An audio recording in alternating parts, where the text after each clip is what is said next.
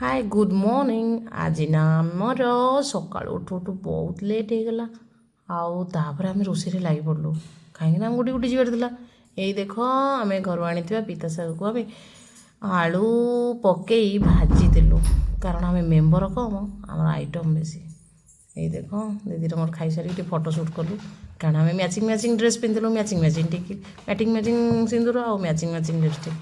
तो यही सब परिप्रेक्षी आम टे फोटो सुट कर सारापर आरंभ होता आमर मिसिकी खाइबा मिसिकी टे आलू चिप्स खाइलु।